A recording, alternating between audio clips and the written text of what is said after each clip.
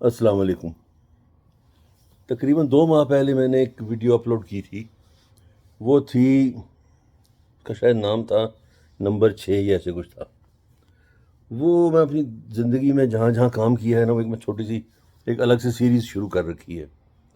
میں جہاں اس پہ جہاں پہنچا تھا نا، وہاں سے آگے چل رہا ہوں۔ اب میں نے اس میں ذکر کیا تھا اس ویڈیو کے آخر میں کہ میں جب جاب کر رہا تھا سروس شوز کے ہاں، ان کی دکانیں بناتا پھرتا تھا۔ اس دوران بڑا لطف اٹھایا ہے، پاکستان پورے کی سیر کی ہے، حقیقتاً پورے کی۔ کراچی کی ایسی ایسی جگہیں دیکھی ہیں، اور حیدرآباد، اور کیا کیا بتاؤں میں نے، کہاں تک سنو گے کہاں تک سنو والا حساب ہے۔ خیر، وہاں اس دوران ملازمت بعض چیزوں کا بڑا مزہ آتا تھا۔ کوئی لوگ ہوتے ہیں جو سادہ سے بظاہر مزدور پیشہ لوگ، ان کی بعض باتیں اتنی مزے کی ہوتی ہیں کہ بڑی حیرت ہوتی ہے۔ لوگوں کے عجیب عجیب قصے سننے کو ملتے ہیں، عجیب عجیب باتیں سننے کو ملتی ہیں۔ ہمارے کلیگ ہوتے تھے، ان کا غالباً نام تھا منشی خان صاحب۔ وہ سروس شوز کی دکانیں ڈیکوریٹ کیا کرتے تھے، جو ہوتے ہیں جو عید وغیرہ پہ ڈیکوریشن ہوتی ہے، جو شو ونڈوز میں جوتوں کو سجانا وغیرہ، وہ یہ کام کرتے تھے۔ وہ ایک مرتبہ کہیں انہوں نے خود ہی سنایا تھا قصہ یہ، کہ وہ کہیں آ رہے تھے واپس وہاں سے، پشاور سے لاہور آ رہے تھے بائی بس۔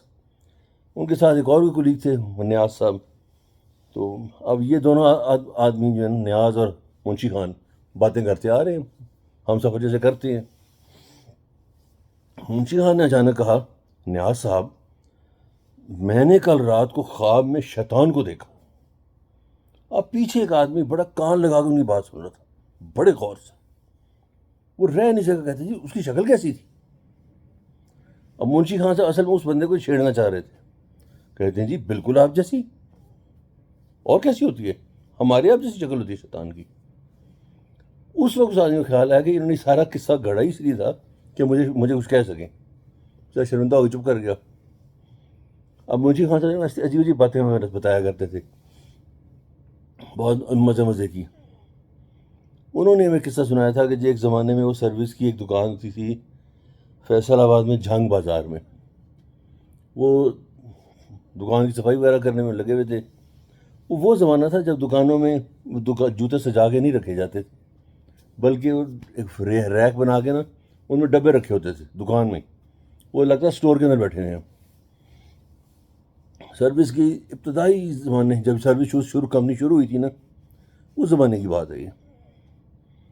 تو جو مالکان تھے، چودھری نظر محمد اور چودھری محمد حسین، ان میں سے غالباً ایک کوئی نظر محمد صاحب کو ایک فوکس ویگن گاڑی تھی، وہ اس میں جناب دکانوں کے ٹور کرتے پھر رہے تھے۔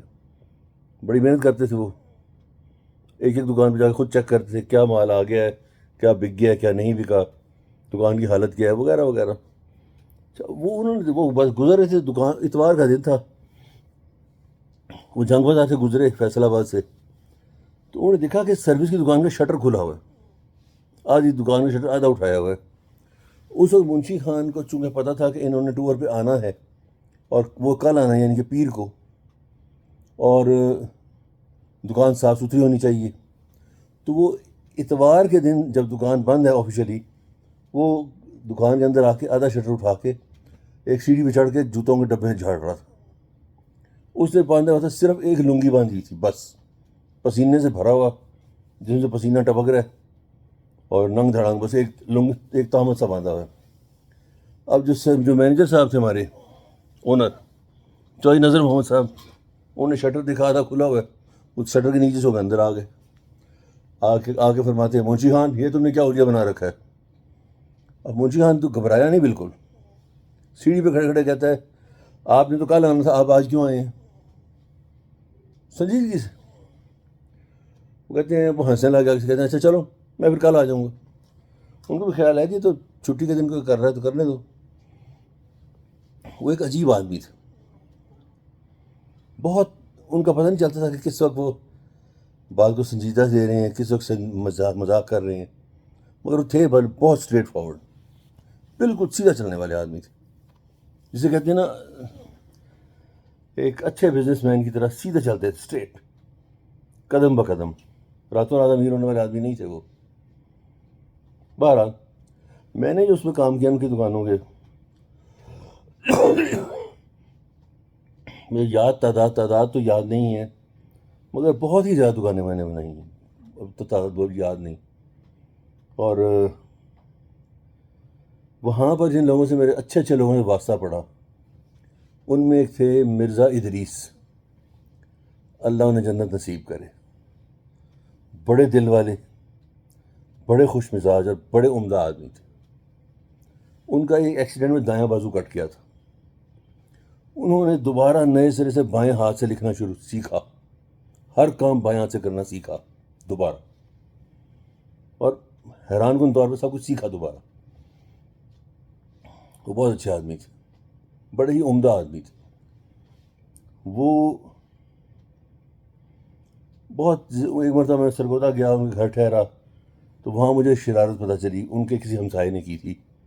وہ ایک ہی جیسے مکان تھے، ان سب کے مکانوں کا جو لاؤنج کی کھڑکی تھی وہ کھلتی تھی گلی میں. تو کسی ستم ظریف نے ایک یونیورسل ریموٹ لے رکھا تھا ٹی وی کا. وہ گزرتے دیکھا کسی کا ٹی وی چل رہا ہے نا، تو ٹی وی کسی کا آن کر دیا تو آف ہے، کسی کا آف ہے تو آن کر دیا، پھر چینل چینج کر دیا. وہ پھر خیر لوگوں کو پتہ چل گیا، اس کی میں نے سماعت کی کہ بھائی یہ شرارت نہ کیا کر. ایسے حضرت بھی تھے وہاں. یہ خیر بات ہی مرزا ادریس کی اور ان کی سروس میں ان کے ساتھ جو بڑا پر لطف وقت گزرا. مگر میں یہ کہنا چاہوں گا کہ سروس شوز میں ملازمت میں جو خوشگوار وقت گزرا، اس میں بڑا رول دو افراد کا تھا. ایک تو جو میرے امیجیٹ باس تھے چودھری راز احمد صاحب، بہت عمدہ آدمی تھے، بہت ہی اچھے آدمی تھے. اور مرزا ادریس صاحب، ان کے ساتھ مل کے کام کرنے کا بڑا مزہ آتا تھا. یہ ان کی خواہش ہوتی تھی کہ کام کو باریکی کے ساتھ نفاست سے کیا جائے، کام کرنے کے بعد خوشی حاصل ہو کہ یس یہ میں نے کیا ہے. ایسے آدمی تھے. اللہ ان کے درجات بلند فرمائے، بہت درجات بلند فرمائے. اور میری خواہش ہے کہ میری ان سے جنت میں ملاقات کروائے. آمین. پھر ملیں گے انشاءاللہ. السلام علیکم.